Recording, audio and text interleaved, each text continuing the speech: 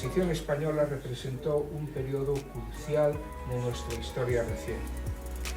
Fue un proceso que permitió superar las fracturas del pasado y establecer un sistema democrático basado en el diálogo, en la reconciliación y en el consenso.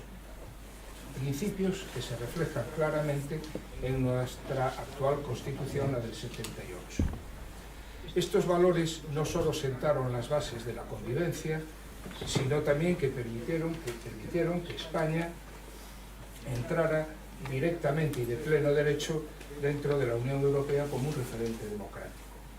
Sin embargo, en el contexto actual nos encontramos ante un momento de cierta incertidumbre. En algunos sectores de la sociedad y de la política parece prevalecer un intento de desvirtuar y deslegitimar aquellos valores que forjaron la transición. En su lugar se aboga, y es mi opinión, por cambios constitucionales que más bien que sustentarse en análisis profundos y consensuados parecen obedecer más a una mezcla de populismos y demagogia. La experiencia y la trayectoria de Paco Vázquez nos ofrecerá una perspectiva única y enriquecedora sobre este tema, y su conocimiento profundo de la historia de la política de nuestro país, su implicación directa en las instituciones democráticas y su visión crítica del momento actual serán, sin lugar a dudas, una guía valiosa para el debate y para la reflexión. Y sin más, muchas gracias a todos por estar hoy con nosotros, a pesar del fútbol y del temporal, y sin más preámbulos tiene la palabra Luis García Varela. Muchas gracias, Pancho. Muy buenas noches a todos ustedes. Es un verdadero honor para mí poder presentarles a un amigo, a Francisco Paco Vázquez, conferenciante del día de hoy, que en este foro yo creo que no necesita presentación alguna, pues es sobradamente conocido por todos ustedes.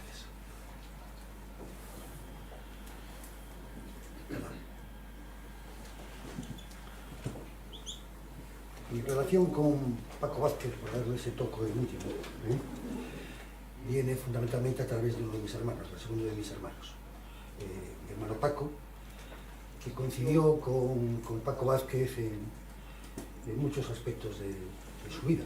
Primero, los dos estudiaron Derecho, y los dos fueron alumnos del Colegio Maristas de La Coruña. Los dos tuvieron el mismo preparador de oposición como inspectores de trabajo. Los dos aprobaron la oposición al mismo tiempo, en la misma convocatoria. Tienen aficiones comunes, los dos son bibliófilos y coleccionistas. Y para más Inri, resulta que cada uno de ellos se casó con son sus esposas, que eran compañeras de pupitre, me acabo de enterar hoy, en el colegio de niños. Hay, por tanto, muchísimos aspectos que unen a mi hermano Paco y a Paco Vázquez. Somos grandes amigos. Y yo conocí a mi hermano Paco a Paco Vázquez a través de mi hermano Paco, naturalmente. Bueno, perdonen este dato íntimo. Voy a seguir con la presentación del conferenciante. Paco Vázquez es sinónimo de compromiso político y defensa de la democracia de España. Ha dejado, a mi entender, una huella imborrable en la historia contemporánea de nuestro país, especialmente marcada en la época de la transición española, que es lo que nos va a hablar fundamentalmente en el día de hoy. Esta transición política yo la sitúo, en el aspecto personal, hace 48 años, contando con la promulgación en el BOI de la Ley 1/1977 del 4 de enero, que es la Ley para la Reforma Política, y que entiendo que es el momento en el cual la ley española permitió la eliminación de la estructura de las dictaduras franquistas desde un punto de vista jurídico. Otros historiadores la sitúan con la muerte de Franco, otros la sitúan con la aprobación en las Cortes de la ley, incluso con el referéndum, e incluso hay quienes la sitúan en el momento en que se convocan las primeras elecciones democráticas de 1977. Cualquiera de esas posibilidades pues es puede estar acertada. Nacido en La Coruña, Paco Vázquez, estudiante del Colegio Maristas de la ciudad, como ya hemos dicho, licenciado en Derecho y doctor en Derecho, inspector de trabajo, como también hemos dicho, ha sido testigo y protagonista de los principales acontecimientos de la historia reciente de España, demostrando a lo largo de su carrera un firme compromiso con los valores de libertad, justicia y libertad.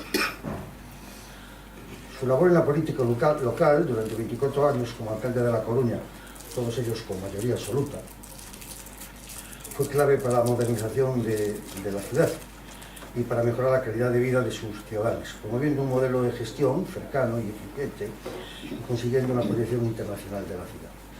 Yo, que conocí La Coruña en juventud y conozco La Coruña de hoy, el cambio de la ciudad después de esos 24 años ha sido muy significativo. Son dos ciudades que no se parecen en nada, absolutamente nada. Y no solo en cuanto a la labor de Paco Vázquez hasta su mandato, sino que incluso mediante aquella época dejó montados determinadas infraestructuras que fueron gracias a él, han llegado a su curso gracias a él, como pues, por ejemplo puede ser el Instituto Exterior de La Coruña, que si no recuerdo mal nace en un Consejo de Ministros que se celebra en La Coruña del Parque de Bien, además de su liderazgo como presidenta, además de ser alcalde, su liderazgo como presidenta de la Federación Española de Municipios y Provincias, durante 2 mandatos y vicepresidenta, uno de ellos, quiero recordar, fue fundamental para fortalecer la autonomía local y la descentralización del Estado democrático. En su paso por el Congreso de los Diputados, desde las primeras elecciones democráticas de 1977, fue diputado desde esa fecha hasta el 2000, siempre como primer puesto dentro de su partido para la provincia de La Coruña. Posteriormente, en el Senado está desde el 2000 hasta el 2006 y en el intermedio hay que recordar su paso por el Parlamento de Galicia, donde se presentó también como candidato y estuvo 1 año y pico, después se presentó, tuvo que presentarse en las generales, si no recuerdo mal. Todo ello le permitió influir directamente en las decisiones que moldearon la política y la legislatura del país en momentos claves de su historia. Posteriormente, como embajador en la Santa Sede, del 2006 al 2011, jugó un papel relevante en la relación entre España y el Vaticano en momentos de gran trascendencia internacional. De todas formas, más allá de su faceta política, Francisco Vázquez vivió de cerca los retos de la transición española. Fue y sigue siendo un firme defensor de la reconciliación y de la unidad nacional, convencido de que solo a través del entendimiento y el diálogo sería posible superar las heridas del pasado y edificar una sociedad moderna y libre. Hoy Francisco Vázquez nos compartirá su perspectiva única sobre la transición española, un proceso que con sus luces y sus sombras sentó las bases de la democracia que disfrutamos actualmente. Su experiencia y conocimiento nos ayudarán a comprender cómo los valores de libertad, consenso y respeto mutuo fueron esenciales para consolidar nuestro sistema democrático. Es un verdadero privilegio el poder escucharle hoy y les invito a prestar atención a sus palabras que nos ayudarán a reflexionar sobre el valor de la democracia y los retos en los que aún nos enfrentamos. Sin más, le cedo la palabra. Muchas gracias.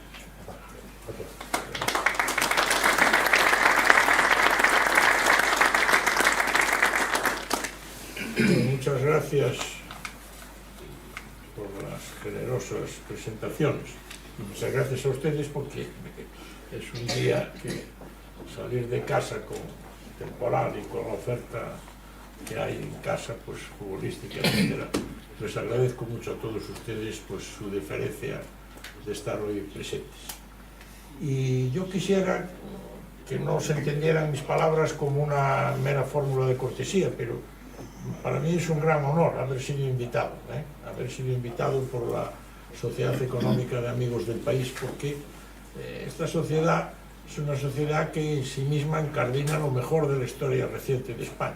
Es una sociedad que en sí misma representa la Ilustración, uno de los periodos más brillantes de nuestra historia, y lo que representó de alguna manera la modernidad, el compromiso con una España nueva y distinta que se plasmó además en todas las ciudades. La etapa que yo fui alcalde de La Coruña, siempre me gustó resaltar lo que representó el periodo de los ilustrados, el periodo de la Ilustración, en todos los aspectos, no solo el económico, sino también el arquitectónico, el urbanístico, el desarrollo de la propia ciudad. Por lo tanto, para mí es un gran honor. Y hacerlo para hablar de un periodo, pues de un periodo que guarda un gran paralelismo, como eso de la transición 40 años después, ¿verdad?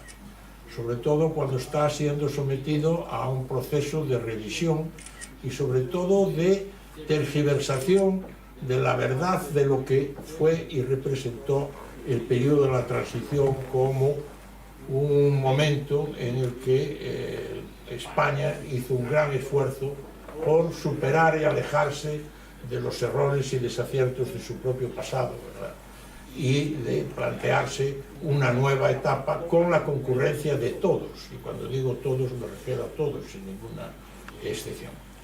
Y por lo tanto, bueno, yo voy de una manera, a lo mejor a recordar las obviedades, pero creen ustedes que posiblemente lo obvio sea necesario recuperarlo como arma de verdad, porque estamos viviendo unos tiempos políticos procelosos, donde la Constitución se está alterando tanto en lo que es su propio contenido como en los objetivos que la marcaron. E incluso se intenta dar por terminado el ciclo histórico iniciado en 1978, al cual despectivamente se le llama el régimen del 1978, deslegitimando por tanto el proceso de transición democrática que dio origen a un largo y excepcional periodo de paz, de progreso y de convivencia en nuestro país. Por eso el título de mi charla es Los valores y los pilares de la transición. Quiero empezar diciéndoles a ustedes que para mí la etapa histórica conocida como la transición, yo hoy la interpreto no como un camino o un tránsito político de la dictadura a la democracia. Yo creo que la transición, que es un proceso político iniciado a la muerte del general Franco y culminado en el referéndum aprobatorio de la Constitución de 1978, es una intensa etapa en nuestra historia en la que, en primer lugar, las aspiraciones y las demandas de la mayoría del pueblo español fueron recogidas y aplicadas por los políticos de entonces. A la muerte de Franco, en España había una situación de preocupación, de grave preocupación. Queramos o no, pesaba mucho sobre la opinión pública el recuerdo de la guerra civil. Y, de alguna manera, lo que se demandaba a los políticos era la necesidad de abrir una nueva etapa, pero de abrir una nueva etapa que culminara en un proceso democratizador que hiciera de España una democracia similar a la de los países de nuestro entorno. Y la clase política de entonces respondió a las demandas y a las aspiraciones de los ciudadanos. Y lo hizo a través de tres aspectos que son los que yo defino como los pilares de la transición. A través de la reconciliación nacional, a través del proceso de reforma, no del de ruptura, ni del continuismo, y a través del consenso, de un diálogo amplio y generoso marcado por la renuncia de todos, a fin de encontrar el espacio común que permitiera desembocar en lo que constituye el principal fruto de la transición, que es la Constitución. Una Constitución de todos y para todos, y una Constitución que ha permitido gobernar en estos 40 años al centro, a la derecha y a la izquierda. Ha permitido gobernar en mayoría absoluta y ha permitido gobernar en coalición. Por lo tanto, la transición es un proceso de homologación de España con los principios y los valores sociales y políticos imperantes en los países democráticos de nuestro entorno. Y la transición rompe un aislamiento que siempre se ha dicho, un aislamiento secular. pero lo cierto es que los 200 últimos años España había estado al margen de todos los cambios y transformaciones, incluso de las revoluciones que se habían producido en el mundo de nuestro entorno. Y además con una historia propia muy difícil y muy dura. No podemos olvidar que en los 166 años que van desde la aprobación de la Constitución de Cádiz en 1812 hasta la Constitución actual de 1978, España tuvo 7 constituciones. Todas ellas fueron derogadas violentamente.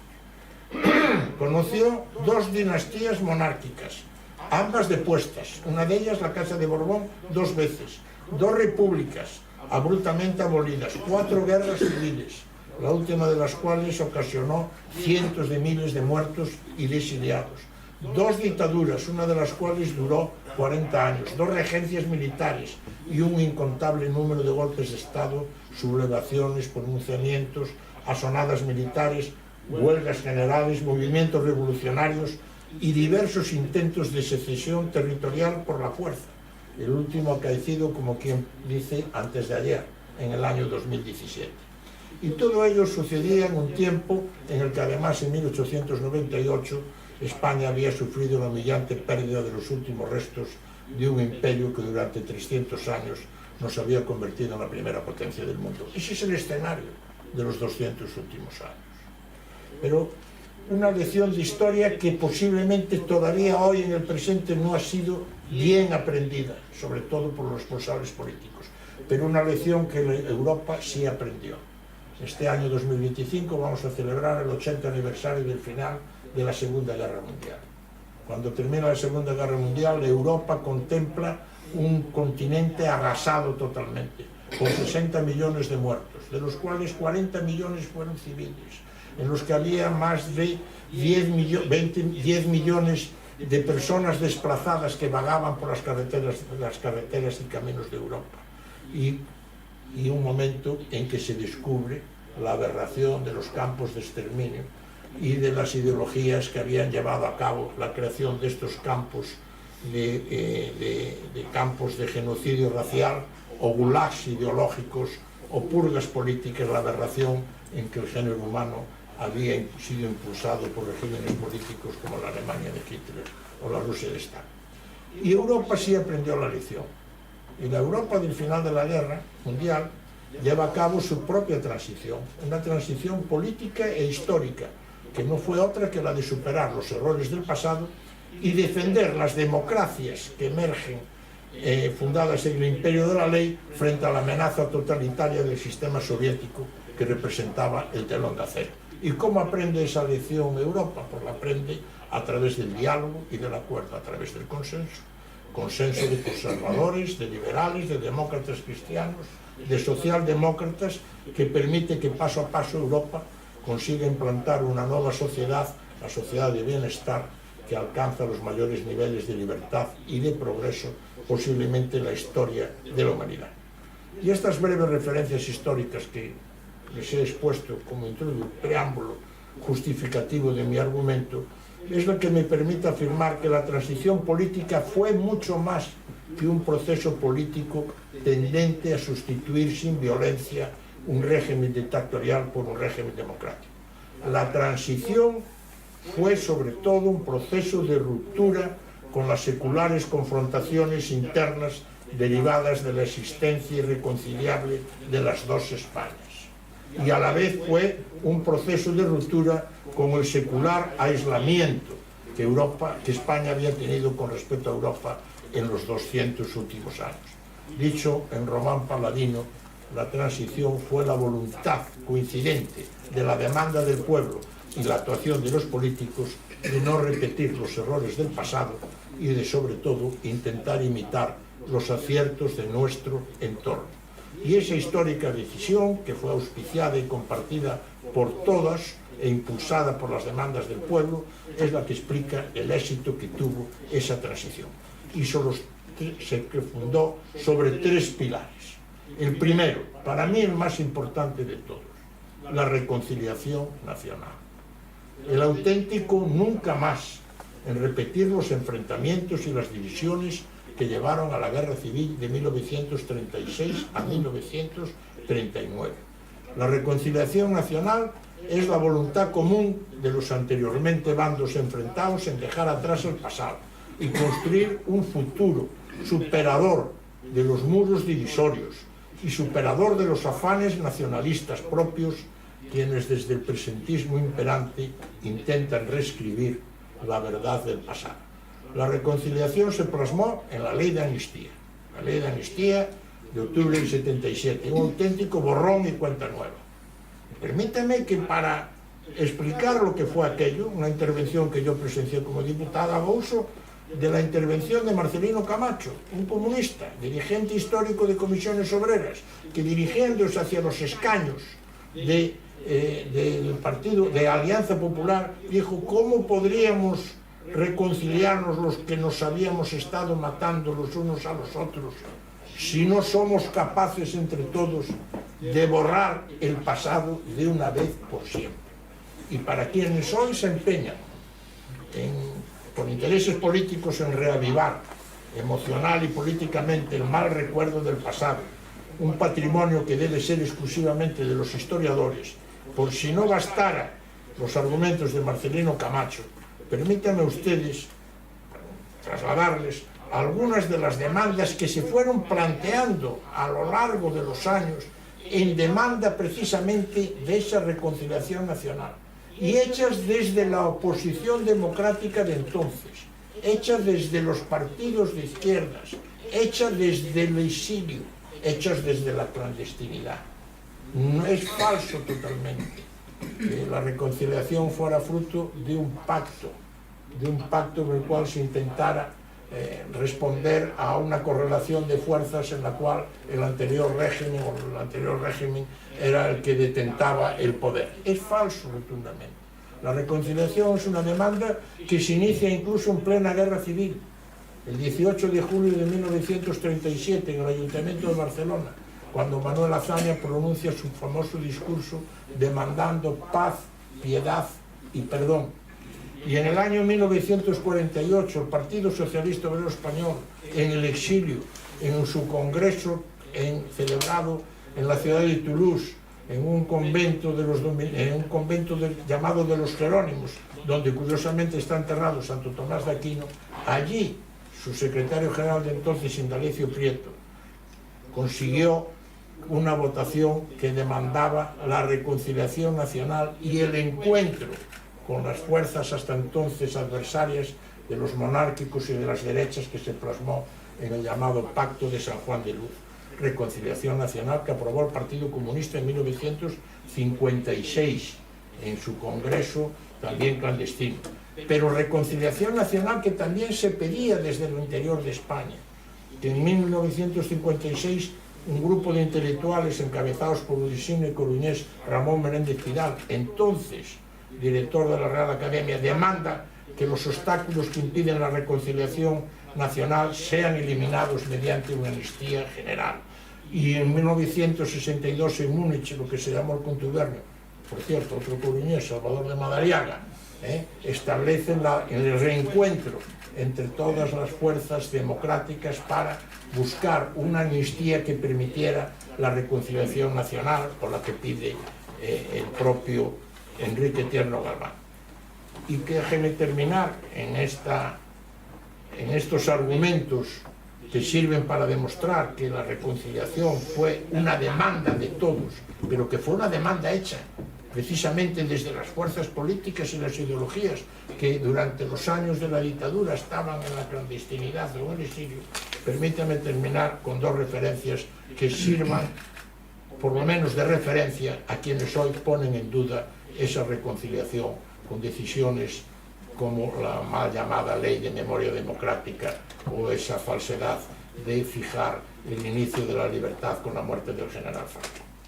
En 1976, Felipe González, siendo secretario general del Partido Socialista, todavía ilegal en la clandestinidad, asiste en un homenaje a los mineros asesinados en el año 46 en el Pozo Funeres, cerca de Mieres.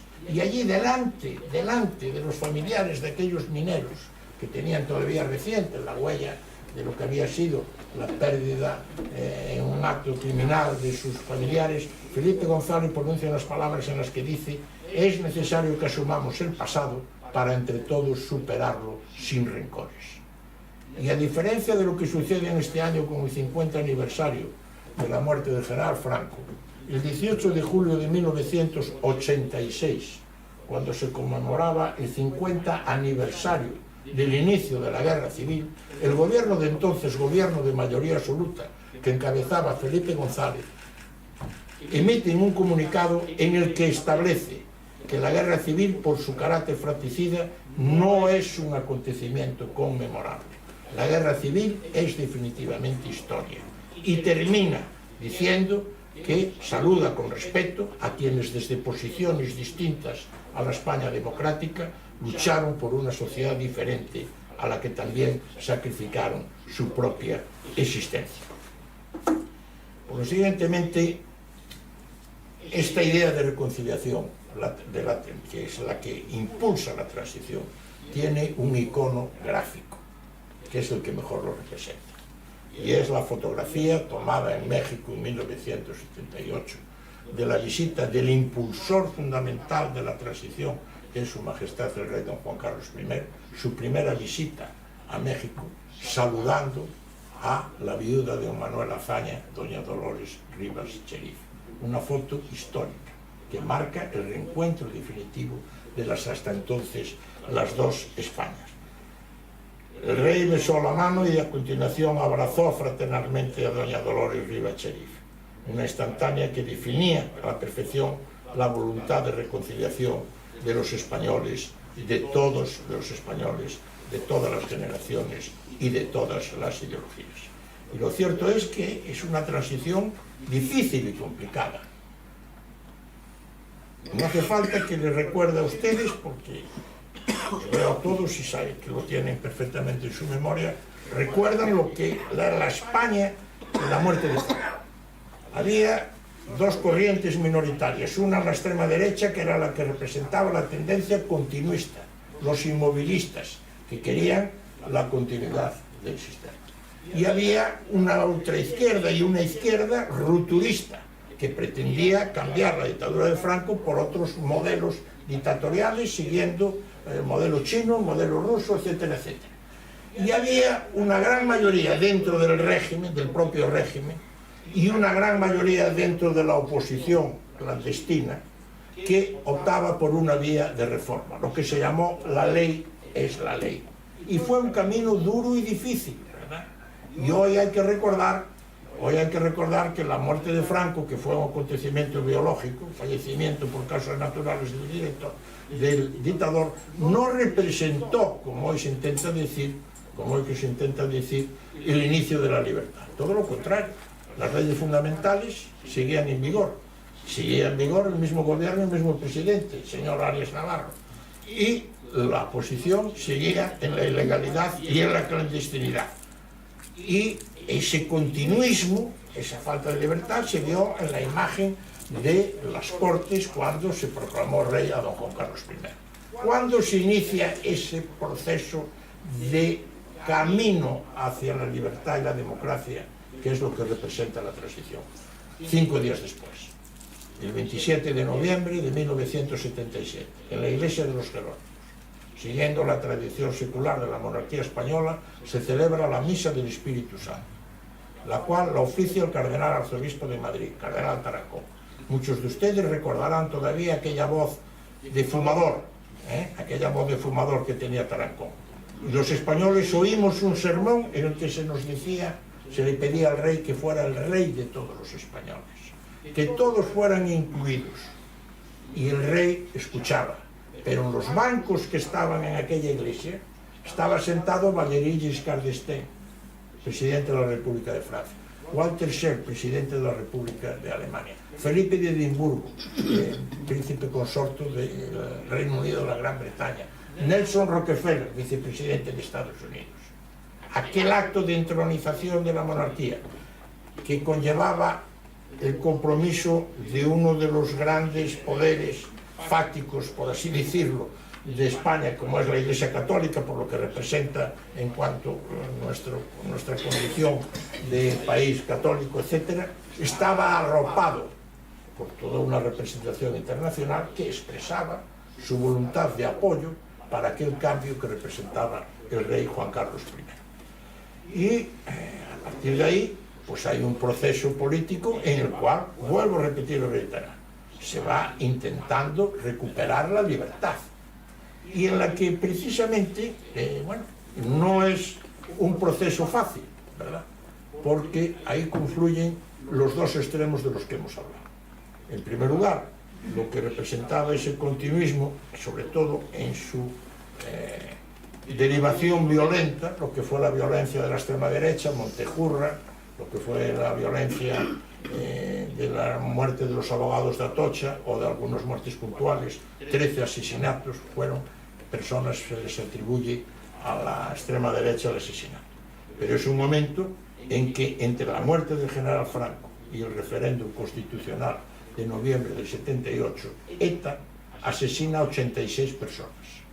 El Grapo efectúa 2 secuestros en la voluntad de romper el equilibrio débil que todavía había con algunas fuerzas del interior, y secuestra al presidente del Consejo de Estado y secuestra al presidente del Consejo Supremo de Justicia Militar, señor Oriol, señor Villascusa, y el Grapo da 9 asesinatos.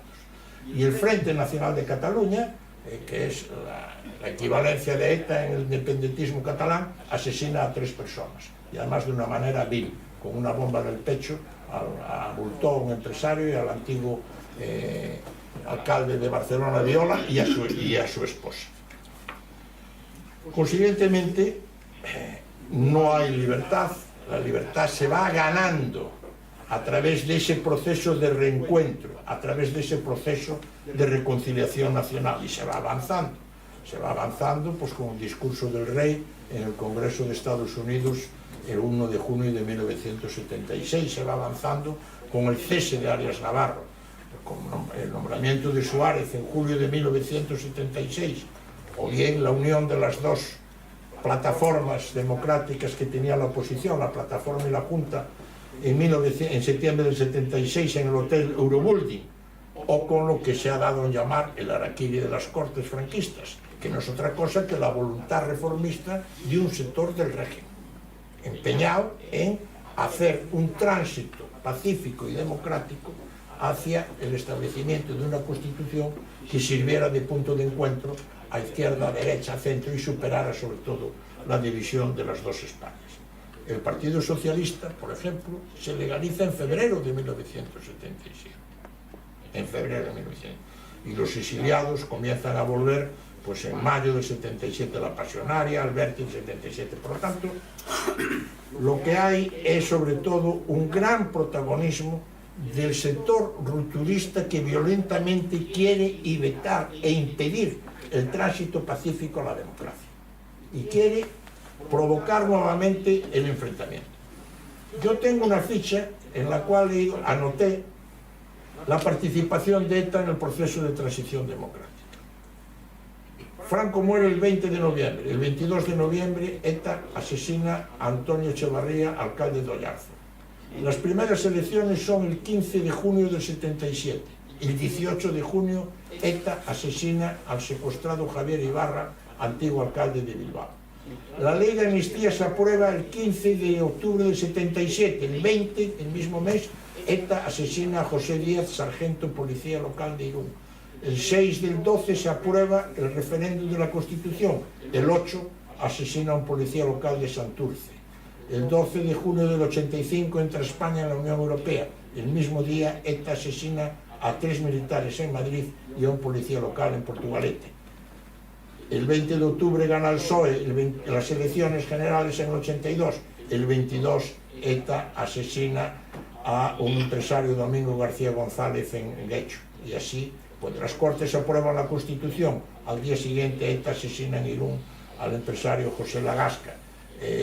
Se aprueba la ley orgánica del Estatuto de Autonomía del País Vasco el 18 de diciembre. El 19 ETA asesina a Juan Cruz Montoya en Vitoria, un empresario, por cierto, que lo asesinó delante de las puertas de un colegio en el momento de salida de los niños que vieran el asesinato. Es decir, esa es la intervención de los rupturistas, pero coincide, que eso es lo que de alguna manera tiene que hacer recapacitar a la sociedad respecto a la situación actual que vivimos, que todo este frente rupturista es el que conforma en la actualidad la mayoría parlamentaria que sustenta el gobierno actual. Es decir, los partidos que hoy conforman esta mayoría parlamentaria, que es la que mantiene al gobierno de coalición socialcomunista que hoy dirige España, son los partidos que en aquel momento se oponen, las ideologías y partidos que se oponen al proceso de transición, al proceso pacífico de la transición, y optan por una vía violenta de carácter rupturista. Son los mismos partidos que después votarán que no a la Constitución y votarán que no al Estatuto de Autonomía. Esquerra Republicana, Herri Batasuna, Bildu, el Bloque Nacionalista Gallego, la Unión del Povo Gallego, el PSAN catalán, el Partido Nacionalista Vasco que se abstiene, etcétera, etcétera. Es decir, eso es lo que lo constituye. Por cierto, votan no también Falange Española de las Jons y Fuerza Nueva. Es decir, el continuismo, el otro sector del continuismo. Y todo ello, que es preciso tenerlo hoy en cuenta, es lo que nos da paso a esa reconciliación nacional, es la que permite acceder al segundo pilar de la transición, que fue la vía que se siguió para ese procedimiento, que fue el reformismo. Y yo creo que sería una obviedad recordar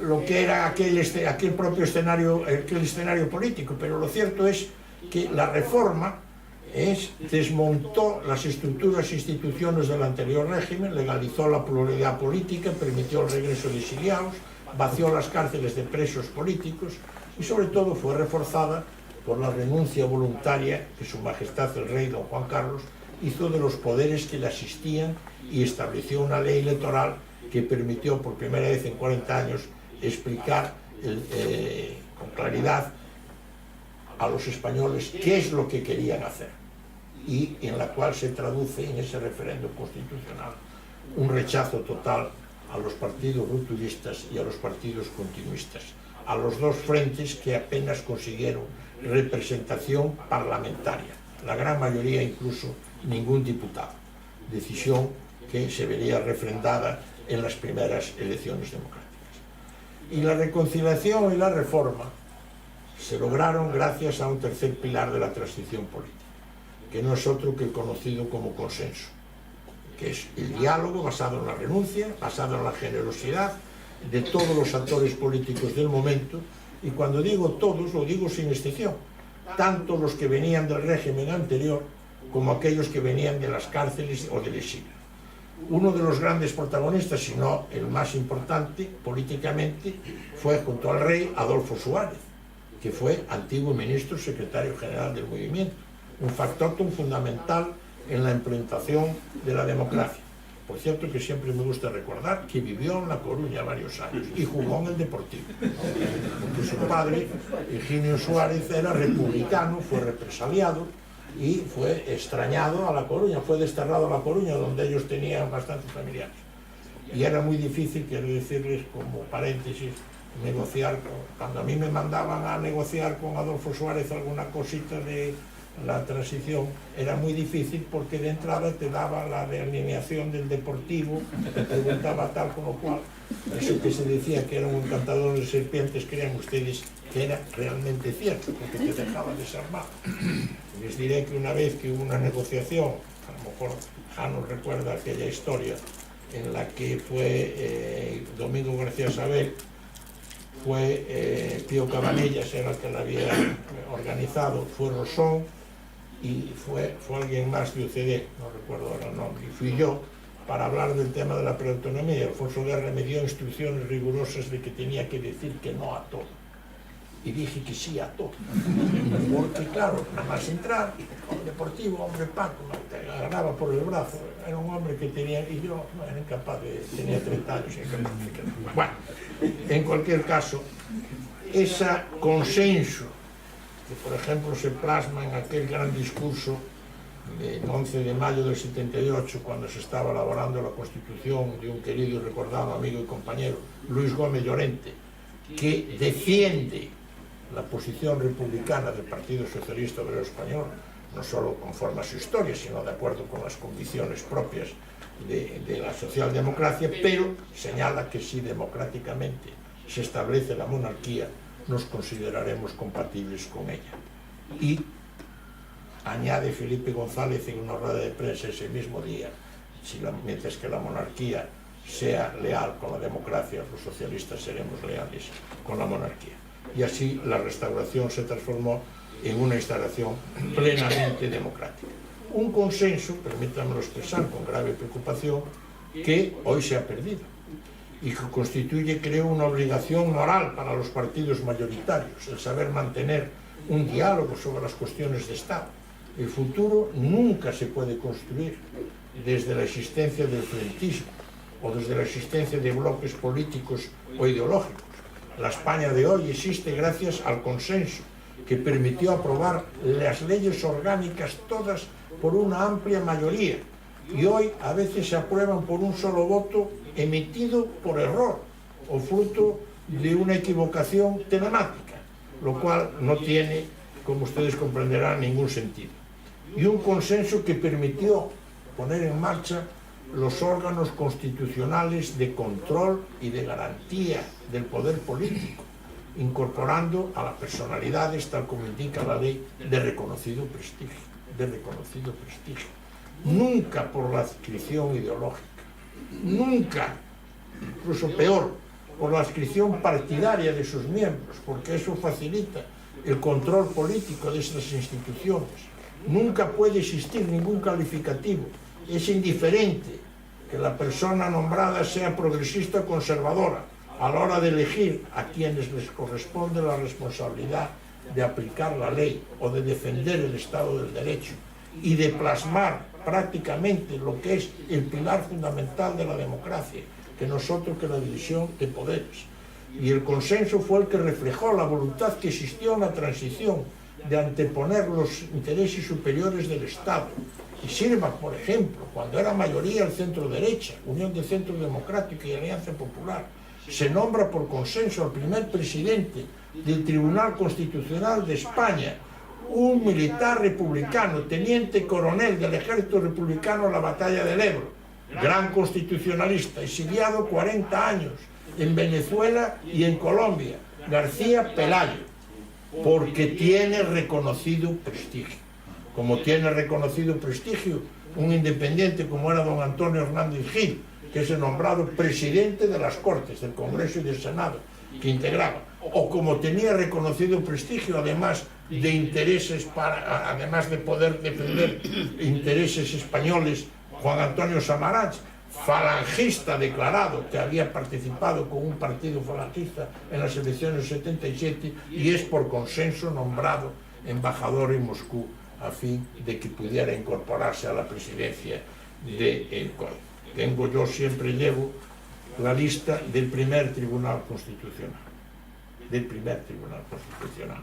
con los nombres de Aurelio Menéndez, de Gloria Bagué, de Tomás y Valiente, de Jerónimo Arocena, de Rafael Gómez Ferrer.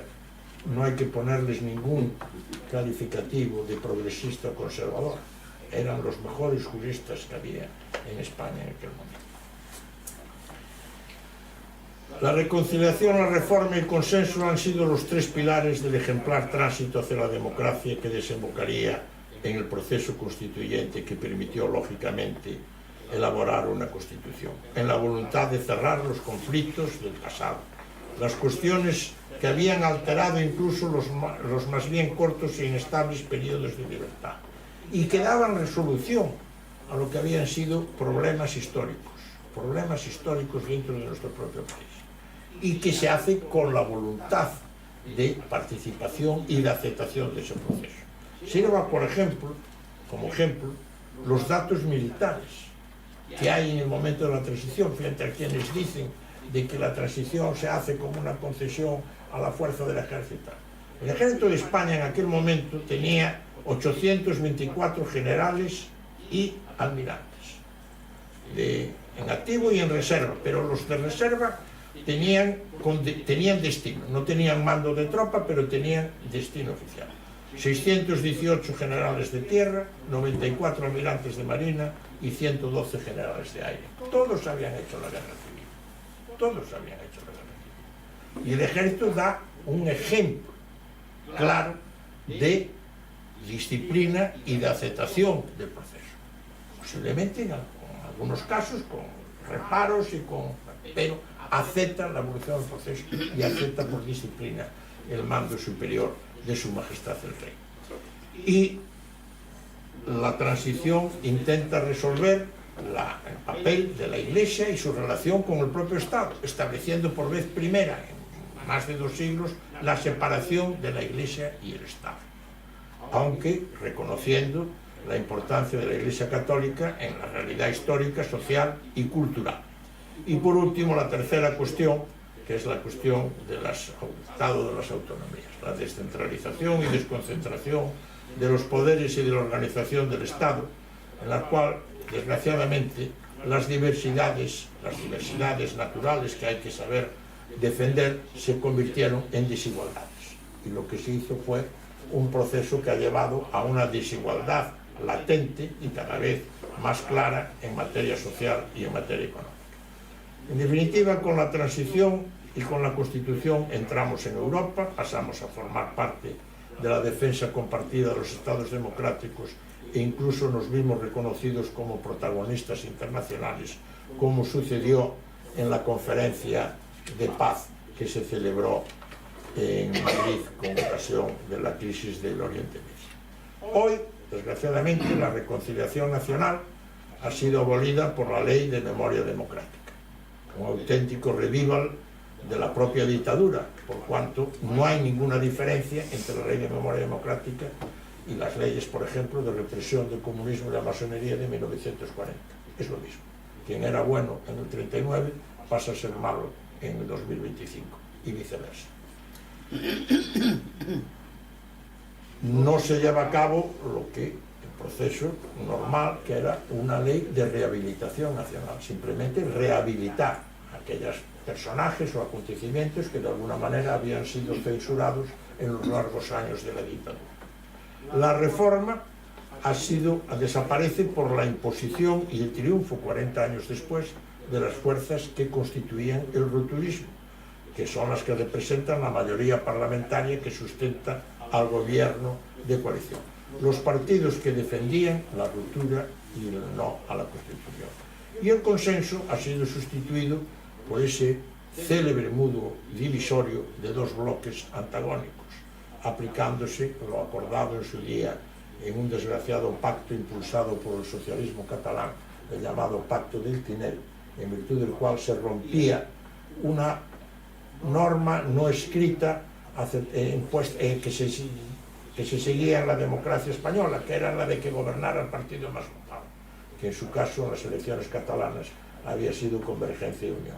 Y el socialismo catalán, encabezado por Pascual Maragall, ansioso de poder, pactó con las fuerzas contrarias a la Constitución y de carácter independentista, como es el caso de Esquerra Republicana, pero pactó sobre todo en ese pacto del Tinel no tener diálogo ni acuerdo con la derecha, ni en Cataluña, ni en el resto de España. Y de esa manera retornamos al frentismo de las 2 Españas. Si buscáramos una imagen que mejor marcara la coincidencia de ideologías, la coincidencia de generaciones, la coincidencia de personas, la podríamos encontrar, y con esto termino, de una forma clara en los claustros de la Catedral de Ávila. En los claustros de la Catedral de Ávila, el Concilio Vaticano II prohibió que las autoridades o los personajes civiles fueran enterrados en el interior de los templos.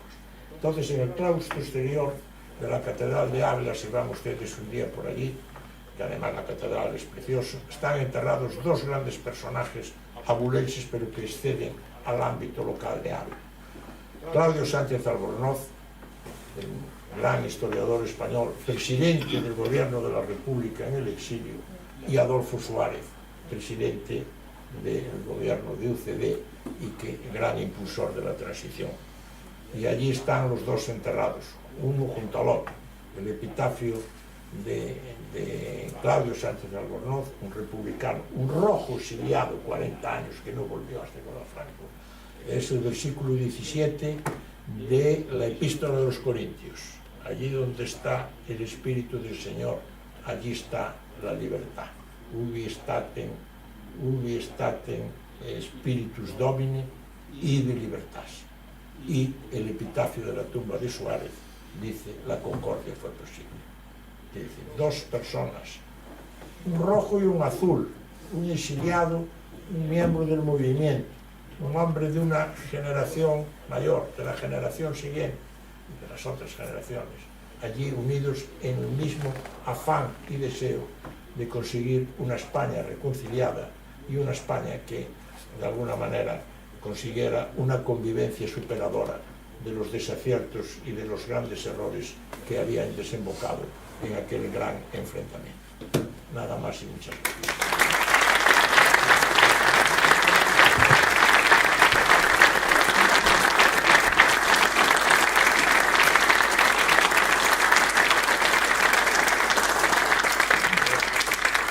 Muchas gracias a Paco Vázquez por sus vehementes palabras también, aparte de serenas.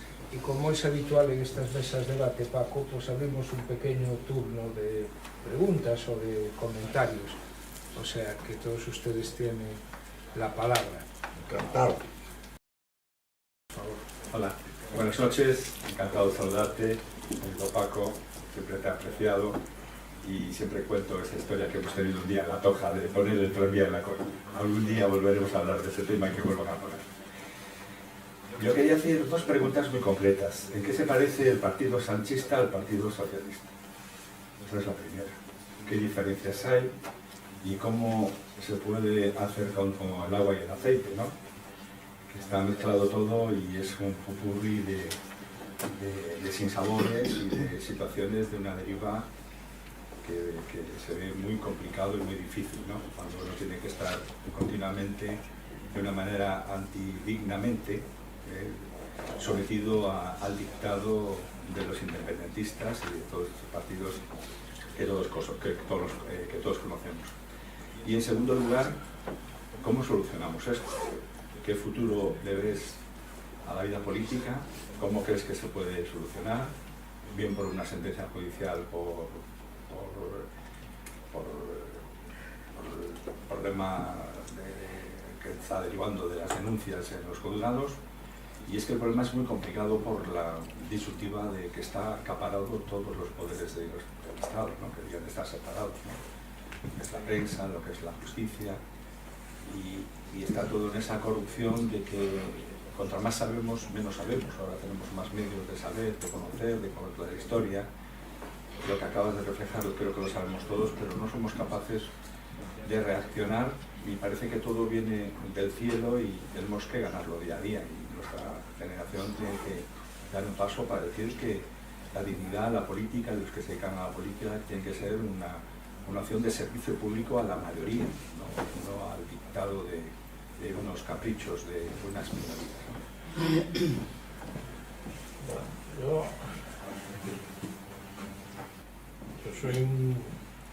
he sido político, pero ya he cumplido mi etapa política activa, mi etapa pública, con errores, pero eso no me impide expresar mi preocupación ante una situación como la que no estamos viviendo hoy, sino estamos viviendo desde hace varios años, sobre todo porque yo aprecio cierta pasividad en la sociedad, y que la ciudadanía creo que no alcanza a ver las consecuencias de muchos de los pasos y decisiones que se van dando, que además se van dando de una forma organizada y planificada, que tienen muy difícil marcha atrás. La irreversibilidad de muchas de las decisiones que se han tomado va a ser muy difícil retomar lo que podíamos llamar una situación de normalidad. En cualquier caso, bueno, el Partido Socialista, yo me di de baja en el Partido Socialista, además una fecha fácil de recordar, el 12 del 12 del 12. Vamos, me di de baja. dejé de cotizar como militante del partido, sigo manteniendo mis valores, porque interpreté que el desarrollo de la Ley de Memoria Democrática representaba una ruptura no ya con el proceso de transición, sino con la voluntad que habíamos tenido el Partido Socialista, del cual yo había formado parte, y del cual habíamos buscado precisamente que esa reconciliación sirviera para alcanzar muchas de las metas que se lograron, sobre todo fundamentalmente la Constitución. El partido de hoy es un partido en el cual creo que no coincide en nada con el partido en el que yo milité, sobre todo por muchas razones, pero una fundamental es por la política de alianzas y de militancia. La política de alianzas para formar gobierno y para mantener el gobierno, esa mayoría parlamentaria obedece a alianzas con partidos que defienden proyectos políticos totalmente contrarios a los valores propios de la socialdemocracia. Es decir, en la política hay también unos dogmas, posiblemente pequeños, pero hay dogmas. El partido que se define como socialdemócrata busca la igualdad y la solidaridad.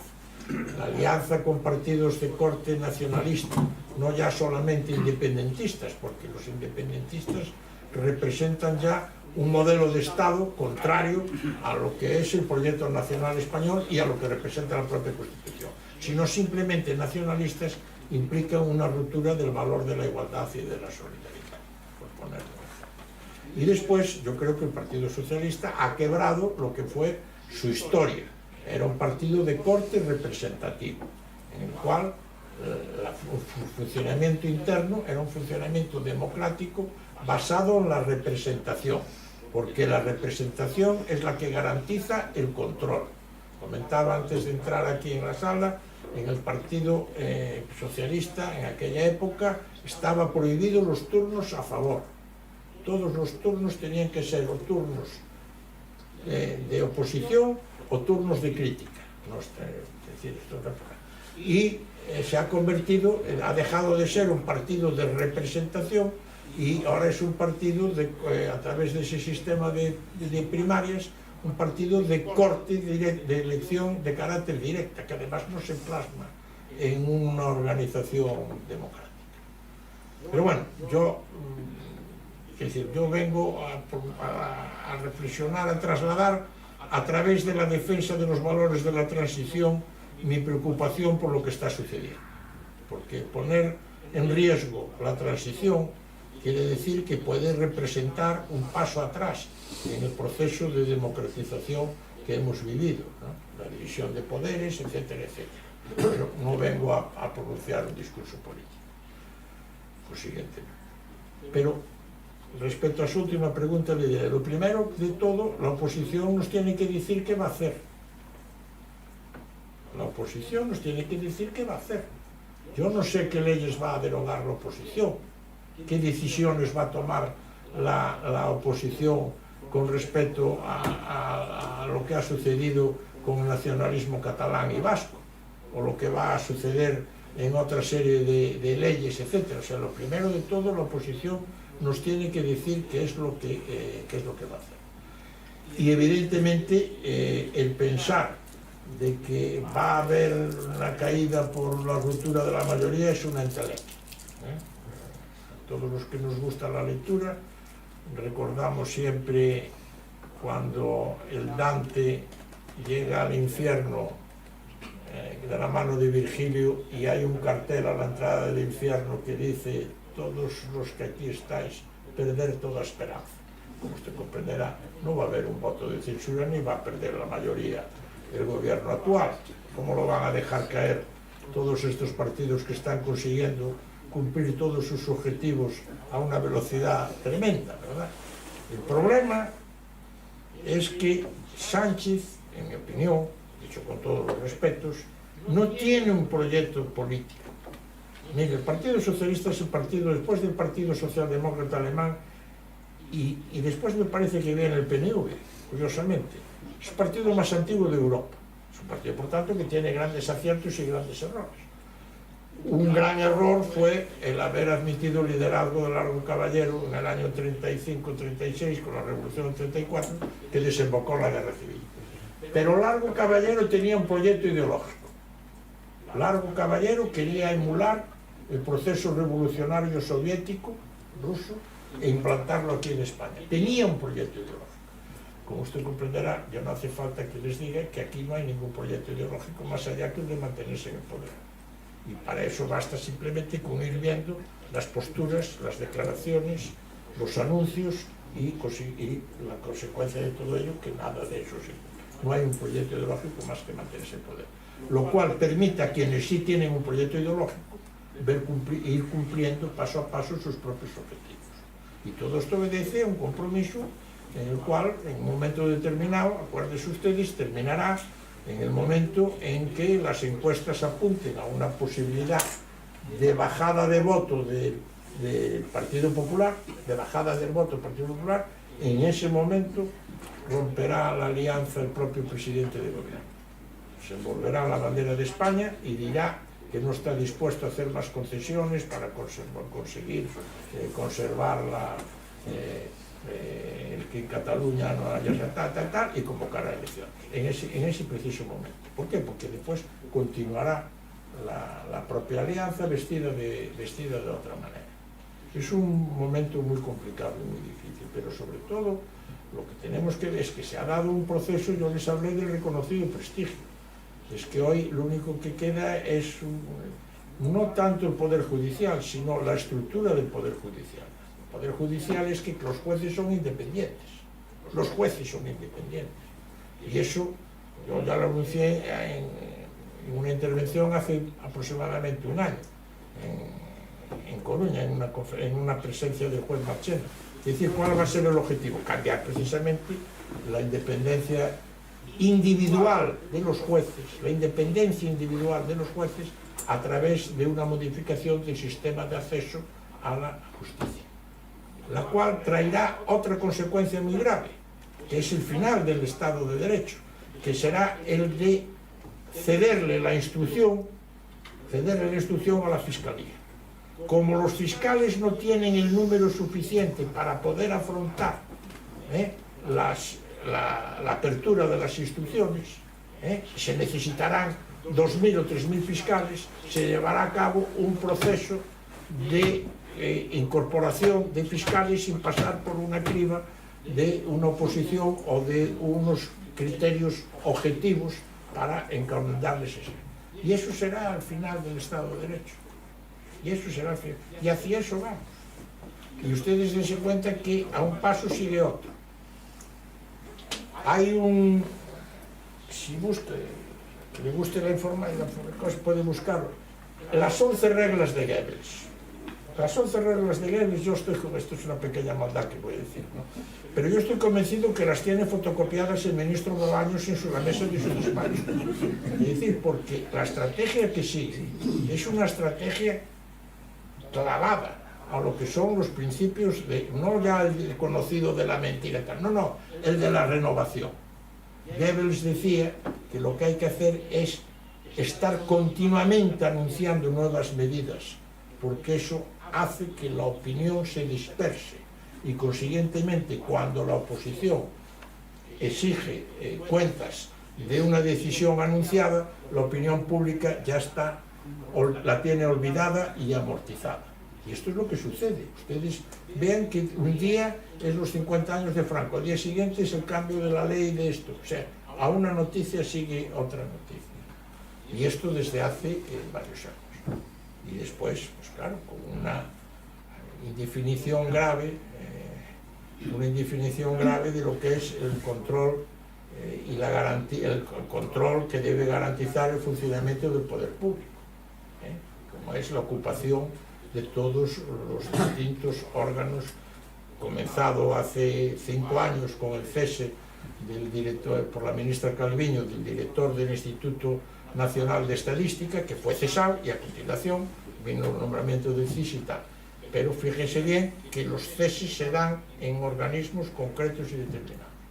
Con lo cual no tenemos el director del Instituto Nacional de Estadística, fue cesado porque no interesaba la fórmula que se aplicaba para determinar los cambios económicos o la evaluación del paro. Y ayer se nos dice de que ha habido una disminución del paro y resulta que no hay tal disminución del paro porque se ha creado, y se nos dice que en ese inspector del trabajo, una figura que es esa del parado transitorio, que es una forma de paro, una fórmula de paro. Y además eso cualquier ciudadano lo puede ver claramente. Si el periódico publica, con ocasión de las rebajas de enero se van a contratar a 129.000 personas, van a ser contratadas durante 15 días, pues esas personas ya pasan a incrementar el puesto de trabajo total. Bueno, pues a partir de ahí pues vaya usted siguiendo y eso se va. Pero bueno, eso sería desviarnos del objeto de la charla, que no es otro que el de la... ¿Querías saber? Sí. Quería preguntarle sobre la situación del Poder Judicial. De alguna manera usted ya ha contestado, ¿no?, por los embates que está recibiendo constantemente de parte del Ejecutivo.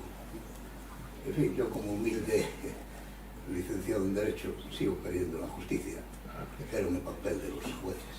Pero realmente que en este momento, en la triste situación que se está viviendo en este país, cuanto a usurpación de funciones, etcétera, creo que es el único sostén que todavía se puede confiar un poco. Entonces, ya para hacer una pregunta puntual, es la siguiente. En el supuesto de que se produjese un fallo adverso de tipo conyugal, y no doy más detalles porque creo que es insuficiente, ¿cree usted que eso tendría alguna repercusión real en las decisiones del otro cónyuge? Yo creo que no. Yo coincido con la introducción que hizo usted, ¿no? Que ya ve que hice una referencia a ello. Yo estoy muy preocupado. No tanto... Estoy preocupado por el principio en sí. Es decir, las consecuencias ya sabemos cuáles son. Desaparecería la división de poderes. Estaríamos asistiendo a una forma de totalitarismo electivo, en la cual, pues sí, participaríamos en elecciones, pero eso no se plasmaría en un sistema democrático en el cual hubiera los distintos controles del legislativo, el ejecutivo y judicial, lo que todos hemos estudiado, coincido plenamente con usted. Pero no creo que, la pregunta concreta, no creo que eso produjera ningún tipo de efecto, porque además es muy difícil que se llegue a esa situación si se aprueba la ley que se propone el gobierno, ¿verdad?, en la cual no solamente desaparecería la acusación popular, sino que además quedarían anulados todos los procedimientos abiertos en los cuales se hubieran iniciado por la acusación popular o por recortes de prensa, lo cual afectaría a estos casos. Pero ¿cuál es el problema? El problema es que la oposición no ha sabido centrar esta cuestión. A mí me es indiferente, esto es un tema, y usted lo sabe mucho mejor que yo, para mí me es indiferente que el caso de la mujer del presidente del gobierno, o el de su hermano, o el del fiscal, desemboque en una sentencia condenatoria. Para mí eso es indiferente. Eso dependerá, bueno, pues del propio procedimiento y de las pruebas que se presenten, de lo que hay. Lo que hay en sí es una reprobación moral a unas conductas no éticas, como las que se han desarrollado. Eso es lo que la oposición tiene que poner en valor y lo que la sociedad tiene que entender. Es reprobable que la mujer del presidente del gobierno utilice esa condición para poder desarrollar actividades de carácter mercantil, empresarial, etcétera, etcétera. Que eso sea delictivo o no, pues mire usted, depende del contenido de esa conducta, si está incluida en la jurisprudencia, en el código, tal, porque puede archivarse el asunto a lo mejor, pero lo que sí ya es reprobable en sí es el propio hecho en sí. Eso es lo que hay que condenar y es lo que hay que poner en evidencia ante la propia sociedad. Perdona, no se puede objetivar el hecho ni separarlo de la condición personal del, valga la redundancia, del sujeto. Sí. Usted la pregunta la hizo, yo hice la respuesta más concreta. Claro. Entonces, no se puede olvidar quién es ese posible delincuente. Pero vamos la a explicación que pueda tener precisamente por su naturaleza conyugal. Sí, que usted suponga de que el tema no se puede el tema se archiva al final. ¿Qué quiere decir? ¿Que no pasa nada? No se puede olvidar. Quiere decir, es una conducta moralmente reprochable, que debe ser condenable, y que además no se ha dado hasta ahora, nunca, en ninguno de los 3 casos. Y en 4 días se olvida. Claro, porque, bueno, pero mire usted, también es verdad que se olvida porque, entramos en un coloquio que se escapa un poco de mi voluntad, pero en cualquier caso, mire usted, en cualquier caso, se olvida porque hay que tener en cuenta la dimensión del aparato propagandístico que maneja hoy por el gobierno. Es decir, vamos a ver, el día que se produjo la gana, el Parlamento no suspendió su sesión porque la mitad de los diputados votaron aprobando la totalidad de los consejeros de Televisión Española. Es decir, y no se renunció a él. Entonces, si usted coge todo el aparato propagandístico que representan los medios de comunicación públicos, las 2 televisiones, la agencia EFE, Radio Nacional, etc., recoge usted después, y después el Grupo Prisa, etc., y un dato que nunca se facilita, que es el de la propaganda institucional, bueno, pues usted se encuentra con que ríase usted del nodo, Es un aparato propagandístico muy grande, ¿no? Muy grande. Y que entonces pues no le llega a la ciudadanía, no le llega un poco le es difícil a la oposición de alguna manera a lo mejor poder perdonar eso. Continúo con el turno de preguntas, Jano. No me rías mucho. Bueno, Paco y yo nos conocemos desde hace muchísimo tiempo, hemos compartido muchísimas aventuras juntos. Ahora estamos aquí muy cerca aún de la iglesia, de la sacristía de la iglesia de la Rueda de San Pedro, donde nos reuníamos en la clandestinidad, ¿te acuerdas? Aquella reunión del Partido Socialista de la clandestinidad. Y he trabajado con él, con Paco, y además es una persona que, aunque hemos discrepado, hemos estado en campos diferentes dentro del Partido Socialista, y creo que algunas discrepancias mantenemos en estos momentos también sobre el papel del Partido Socialista y de la política española. Yo tengo que reconocer que con respecto a Paco tengo un cariño personal, y para mí es una persona entrañable, de lo mejor que yo he conocido como persona, pues cualidades humanas dentro de la política gallega. Y voy a descubrir también una cosa que probablemente muy poca gente lo sepa. A pesar de que hoy la imagen que traslada Paco es de una persona antinacionalista o antigalleguista o antiautonomía, tengo que decir, yo soy testigo directo de todo aquel movimiento que participamos, gente como Cesarillo, Gerardo, Pachul, que Paco fue una persona decisiva en la consecución del Estatuto de Autonomía, equiparable con el Estatuto Catalán y Vasco en aquella época. Paco fue una persona decisiva en aquel proceso, y esto quizá muy poca gente lo sabe. Bueno, dicho esto, es cierto que luego tuvimos muchas discrepancias. Paco es una persona católico practicante, yo soy ateo. A pesar de ello, trabajamos juntos y mantenemos yo por lo menos por mi parte, una profunda amistad. Hemos estado en posiciones diferentes en el tema de la capitalidad. Yo he defendido la capital de Santiago, lógicamente con muy buen coruñés ha defendido la posición de La Coruña. Pero con respecto a lo que ahora nos viene, yo comparto contigo, Paco, los valores de la transición y la necesidad de reivindicar la transición. Lo comparto. Lo que pasa es que lo que yo planteo es que la transición hizo el papel que tenía que hacer, pero fue una etapa, se ha cerrado, entre otras cosas, porque ha pasado un tiempo. Y han cambiado también las generaciones que en estos momentos están protagonizando la vida política de este país. Yo creo que esto es algo que la gente que participamos en aquel proceso tenemos que admitir. Tenemos que reconocer, o nos guste o no nos guste. Y la prueba está en que muchos de los hijos, no es por ejemplo mi caso, mi hijo milita en el Partido Socialista, yo sigo militando en el Partido Socialista, pero muchos de los hijos, muchos de nuestros hijos hoy eran militantes de Podemos. Quizá porque el Partido Socialista en un determinado momento les decepcionó profundamente y ellos se vieron obligados a asumir otro rol y otro papel en la política española y dándole a la política española un cariz que probablemente no tenía.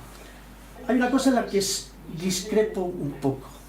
Dos. Una, creo que nos olvidamos a veces cuando hacemos las críticas, que yo puedo compartir, las comparto, incluso siendo militante del Partido Socialista. Con respecto al papel que puede jugar el Partido Socialista, creo que nos estamos olvidando también del papel de la derecha. Y me parece que tampoco ha sido ni es el que cabría esperar. Entre otras cosas, tenemos que recordar cómo cae el gobierno de Felipe González. Que no cae precisamente de una manera, es cierto, democráticamente sí, pero lo que ha habido antes, yo creo que aquello es una ruptura con los valores precisamente de la transición.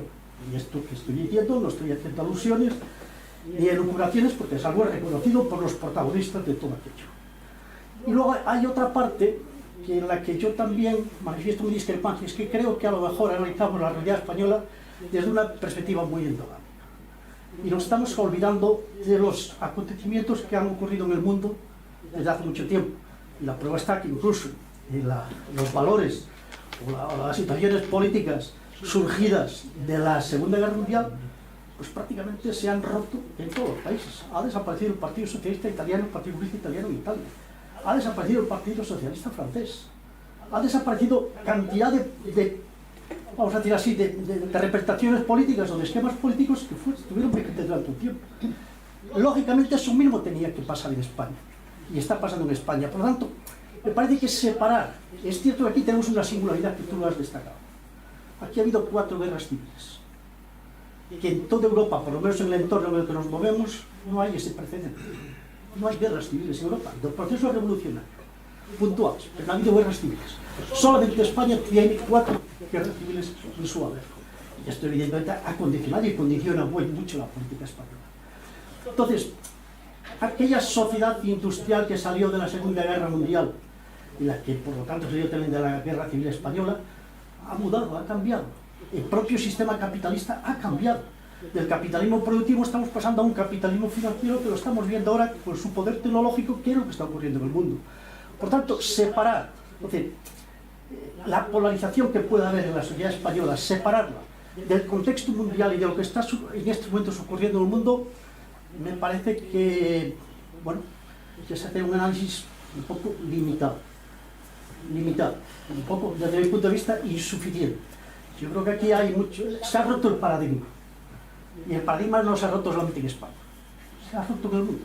Lo estamos viendo y estamos asistiendo a una serie de acontecimientos que lógicamente están condicionando. Esto ya se veía venir desde hace un tiempo, donde, vuelvo a repetir, el propio sistema capitalista evoluciona hacia un capitalismo financiero oscuro y donde incluso el protagonismo de los estados está prácticamente desapareciendo por las fuerzas que en estos momentos se están muriendo y que, repito, ahora empezamos a ver esas fuerzas oscuras, estamos empezando a ver ahora protagonizando o asumiendo responsabilidades políticas muy directas en países tan democráticos como pueden ser Estados Unidos y otros muchos.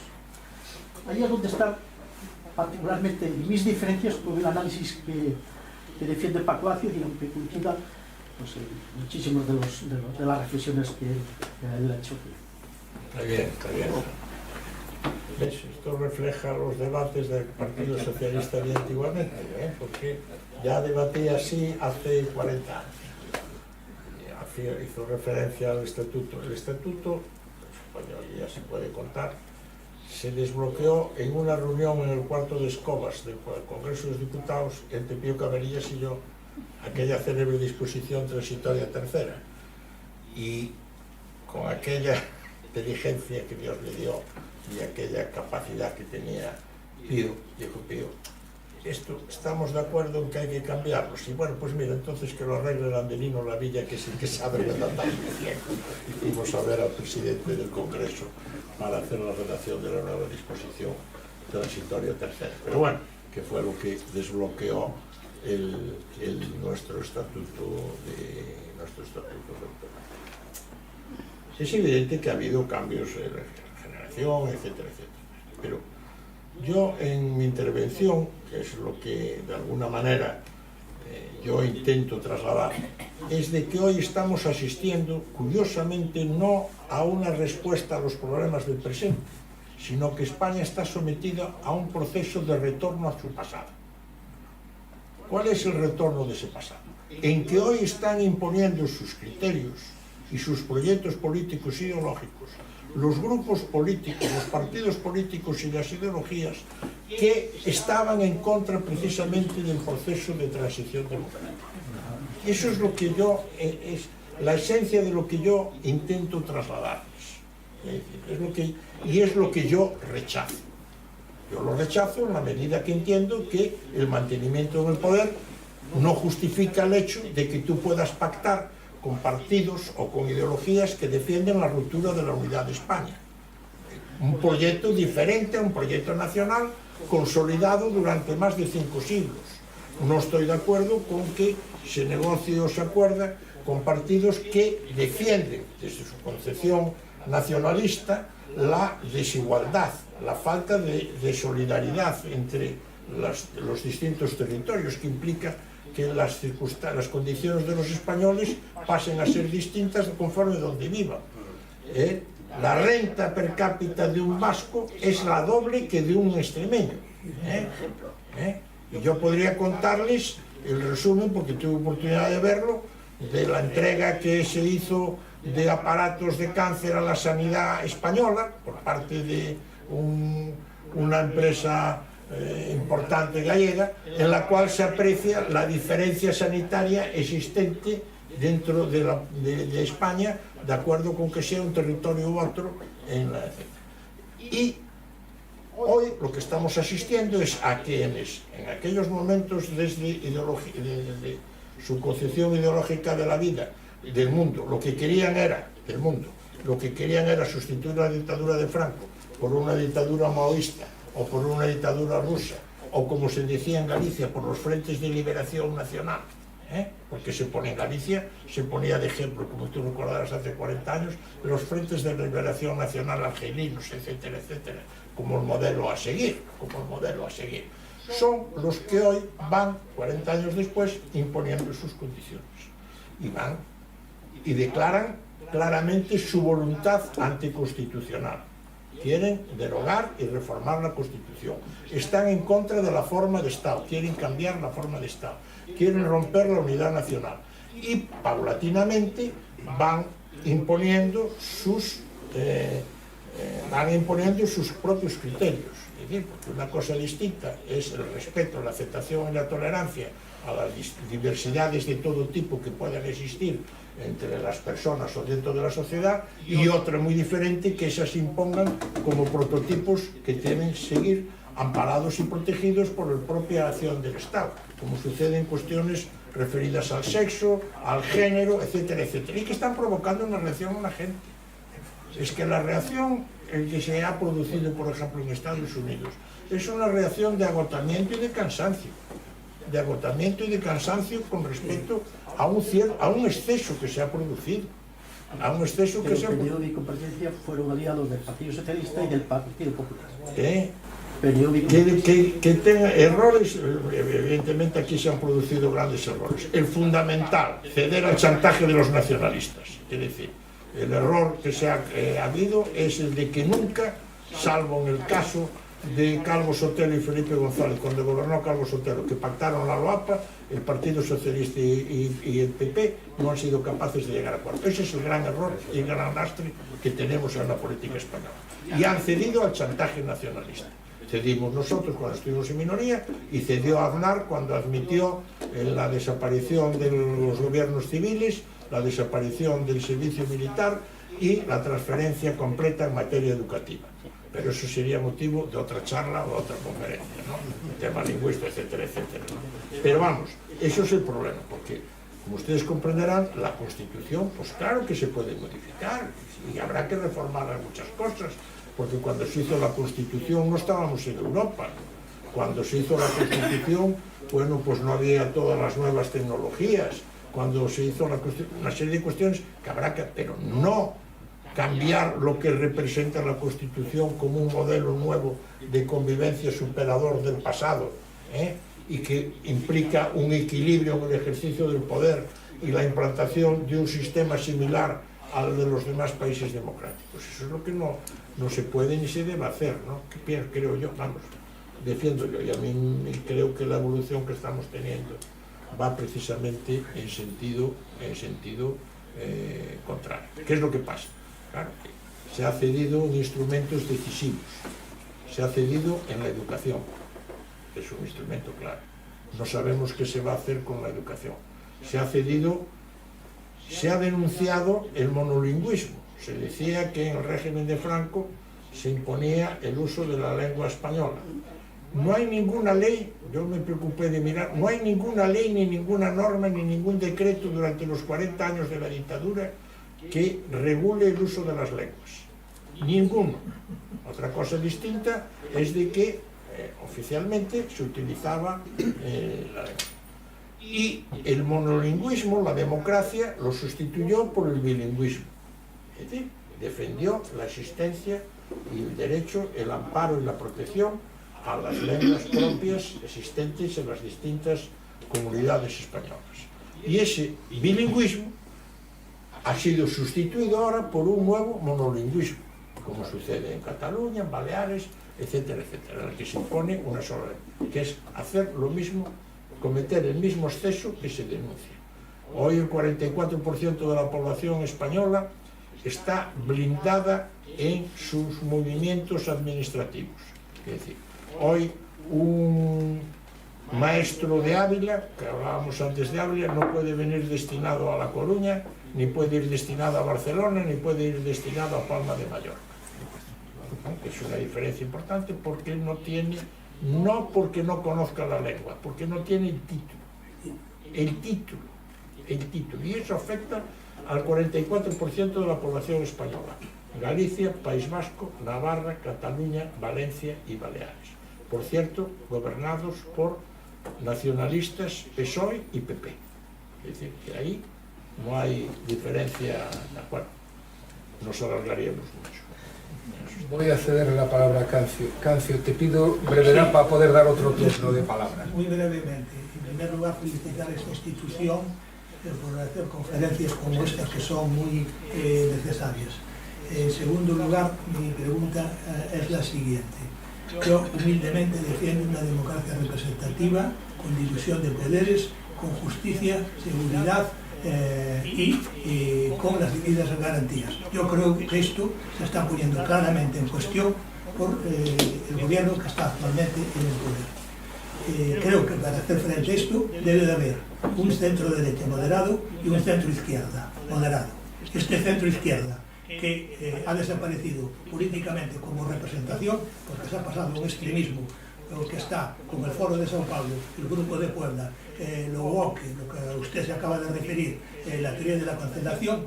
Yo creo que España en este sentido corre peligro porque además hay unas amenazas separatistas claras y que claramente lo manifiestan. Entonces yo lo que creo que es fundamental promover este centro derecha y este centro izquierda moderado que está representado por gentes como Felipe González, como otros muchos que escriben en medios como The Jet, y que yo creo que deberían de dar un paso para que España vuelva a ser esa España de la transición, que creo que es muy importante para que además sea un referente en el mundo hispano, donde hay 700 millones que hablan español y de los cuales 70 millones en Estados Unidos.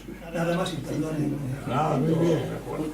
¿Qué es la democracia representativa? Antes utilicé el término totalitarismo electivo. No lo utilicé al albur. Cuando me nombraron embajador, entonces cuando acepté, el Ministerio de Exteriores te envía, al que va a ser embajador, le envía un informe, un tocho así, sobre las circunstancias sociales, políticas, económicas, etcétera, del país al que vas a representar y defender los intereses de España. Entonces me mandaron un tomo con el Vaticano. Y la primera frase era, no decía Vaticano, la Santa Sede. La Santa Sede es un Estado una monarquía absoluta electiva, cosa que me dejó impactado. Una monarquía absoluta electiva. Me dejó impactado.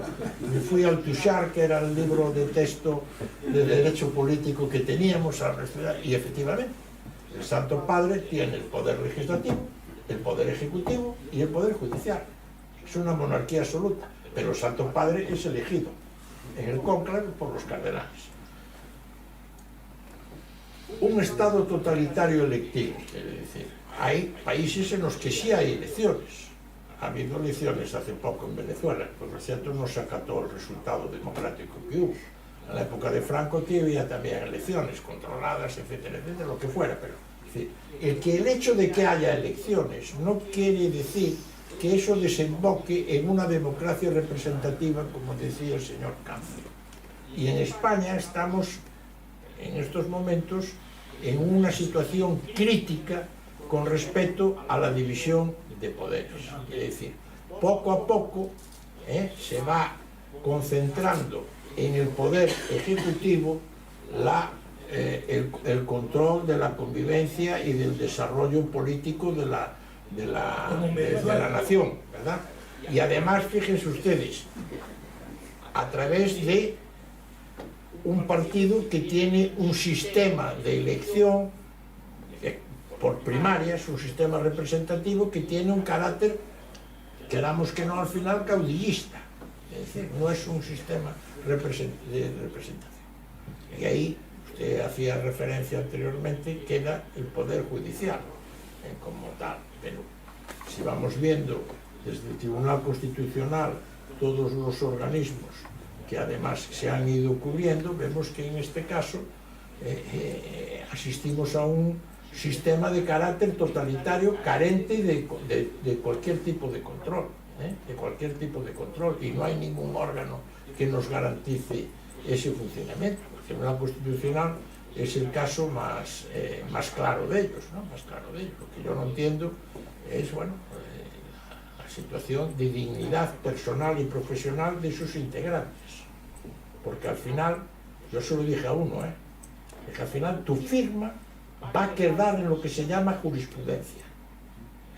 Y dentro de 20 o 30 o 40 años se verá lo que has firmado y lo que has defendido y has dejado en una sentencia.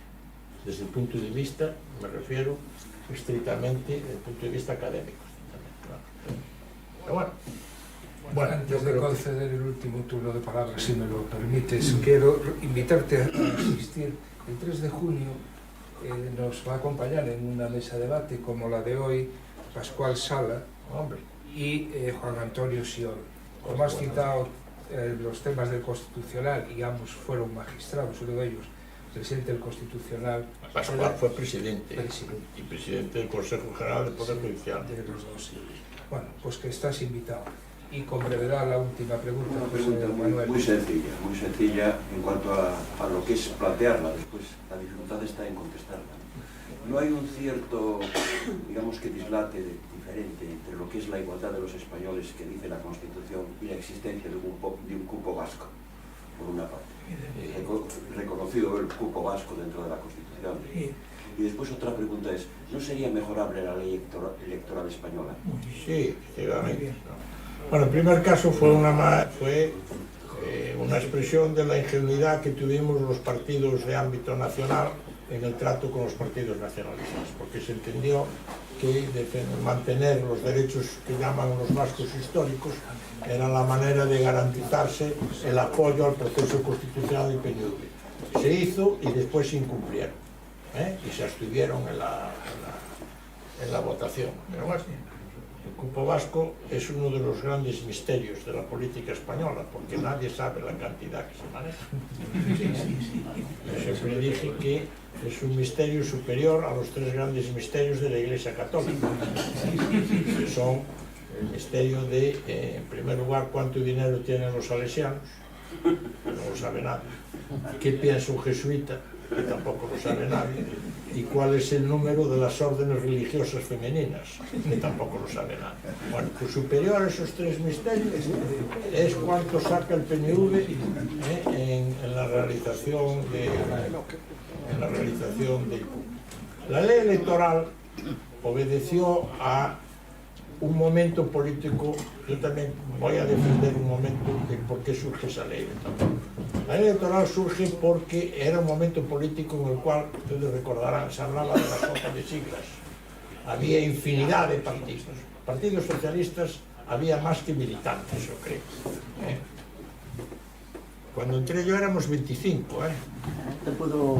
en toda Galicia. Te puedo decir los piernas allí. O sea que temblaba el régimen. 25 socialistas gallegos. Bueno, no se sabía.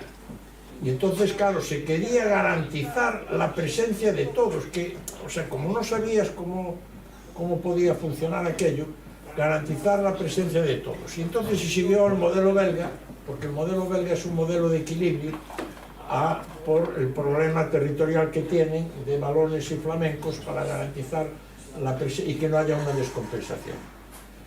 Pero una vez pasado la primera etapa, se debió haber cambiado la ley electoral, sin duda alguna, y se debió seguir cualquiera de los modelos que hay, sobre todo, fundamentalmente en un país como el nuestro, que es un país de estructura federal con las autonomías, el modelo alemán. El modelo alemán, en virtud del cual en el Senado van las representaciones de los parlamentos autonómicos, de los Länders, en el caso de Alemania, y se elige, y allí van, se defienden los intereses territoriales. Pero el Congreso representa el conjunto de la soberanía nacional y consiguientemente tiene que tener una representación cualificada, como mínimo del 5%, y habrá que sacar el 5% en el conjunto de España, no la parcelación de España, para tener representación parlamentaria. Si eso se hiciera, pues ciertamente desaparecería el chantaje nacionalista. Pero el chantaje nacionalista, crean ustedes que obedece a la ceguera de los partidos nacionales, tanto del PSOE como del PP, que han sido incapaces a lo largo de 40 años de pactar, de dialogar y de negociar entre ellos.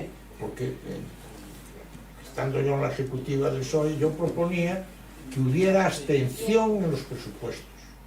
Que en los presupuestos, que el partido que no gobernara, fuera el PP o fuera el PSOE, en los presupuestos se abstuviera.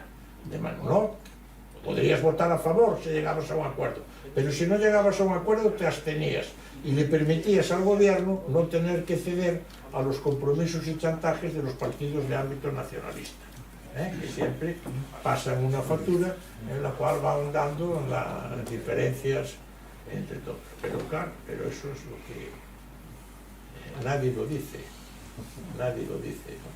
Y hasta lo que decías tú de Podemos, el PP, los partidos de ámbito nacional tenían el 80% de los votos, claramente, o sea que podían haberlo hecho tranquilamente sin ningún tipo de problema. Bueno, pues cerramos, si te parece, Paco. Muchas gracias por compartir tus reflexiones y tus puntos de vista en la sede de esta sociedad económica que cumple 241 años, que está bien, por compartir estas reflexiones, por estar con nosotros, por brindarte a debatir con nosotros. A todos ustedes, muchas gracias también por las aportaciones al debate, y quiero recordaros que en la próxima mesa de debate del ciclo la celebraremos el 26 de febrero, lleva por título Quo Vadis Europa, escenarios europeos en el nuevo tablero internacional, y actuará como ponente Fernando González Lasse, expresidente de la Xunta de Galicia. Y antes también, con acceso libre, el 5 de febrero, dentro de otro de nuestros ciclos, todos nuestros ciclos del año 2025, tenéis en estos folletos que están aquí a vuestra disposición. A lo largo del año iremos incorporando pues nuevas aportaciones, pero esta es la base. Me parece que hay 30 y tantas actividades. Bueno, digo que dentro de otro ciclo que titulamos La Real Sociedad Económica y su patrimonio artístico, nos dará una conferencia Juan Manuel Monterroso Montero, catedrático de nuestra universidad sobre, con un título claramente sugerente, que nos está presidiendo a todos: Carlos III, un rey para la Real Sociedad Económica de Amigos del País. Esto será el 5 de febrero. También recordaros que nuestras actividades con acceso libre se retransmiten en directo a través de nuestro canal de YouTube, las podéis seguir directamente, y incluso dentro de unos días ya queda subida a nuestra página web íntegramente a disposición de cualquier interesado. Y bueno, sin más, queremos, Paco, darte un pequeño recuerdo de tu visita por aquí. Esto es un objeto material, esto es un inmaterial de Fraguas. Muchas gracias. Esto es un inmaterial de Fraguas.